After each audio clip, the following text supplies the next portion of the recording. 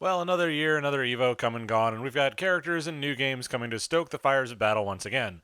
And one of the biggest things that otaku like seeing in fighting games is guest characters from franchises that might not have that much to do with the franchise in question. Cough, cough, Negan, cough, cough. Which got me thinking, with so many of these wackadoo guest characters floating around out there, like Ruby and BlazBlue and Spawn coming to Mortal Kombat, who out there deserves a shot at fighting game glory? Or infamy, as these things tend to go. So here's my top 5 anime characters that need a slot on a roster. And yes, I know that's an awful title, but the point stands.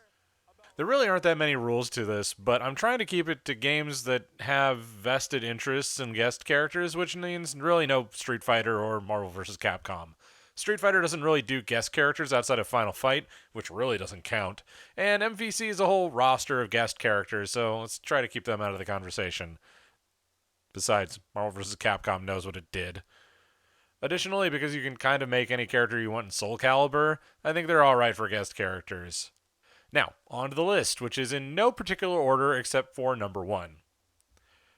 Number 5. Lena and Naga in Granblue Fantasy. Now, this is what we call in the business a gimme. They're already in the mobile game, and apparently they fit just fine with the rest of the cast, with their art styles updated and everything.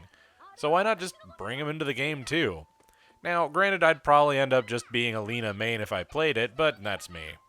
Now, as far as movesets and all that are concerned, I'd say just kind of go ham. Lena and Naga are not particularly physical characters, but they could be good zoning style characters and playing keep away while they charge up for a Dragon Slave or whatever. And on top of all that, they could be their own assist, maybe having a swap mechanic but sharing a life bar.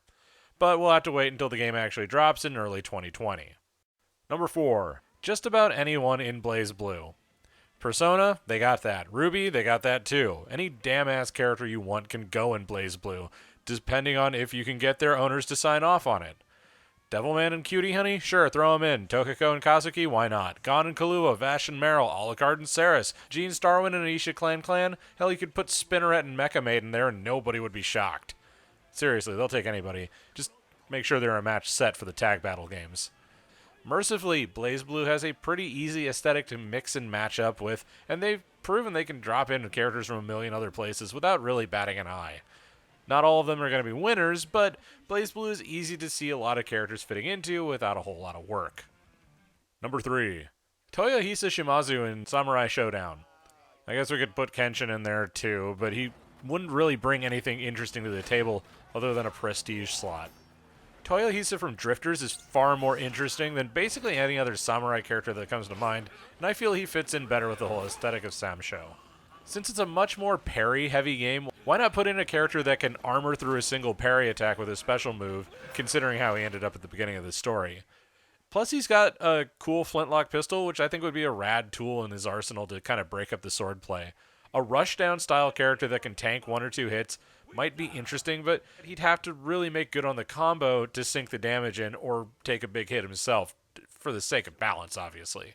Samurai Showdown has a lot of interesting characters and different playstyles, and I think Toyohisa here would slide in quite nicely.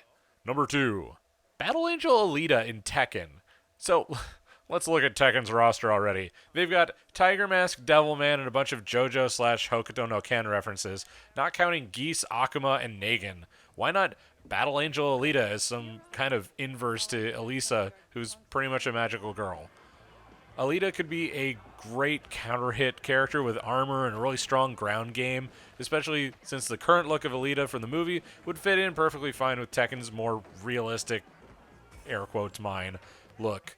Throw her and Kiryu from Yakuza in there and it'd be a good infusion of new blood into Tekken.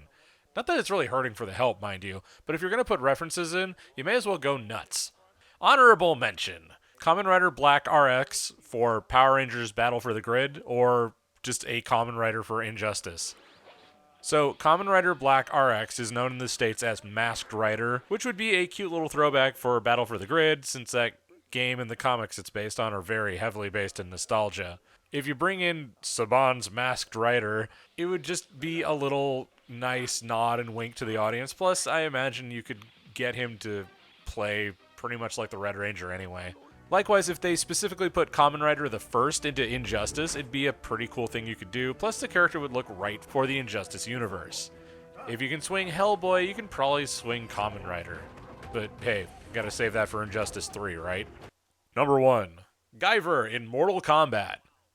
You got Spawn, the Terminator, Alien, Predator. As much as I enjoy Mortal Kombat overall, I think if they're going to put late 80s, early 90s characters into their game, they should put in a character who does fatalities every time he rumbles against a Zoanoid.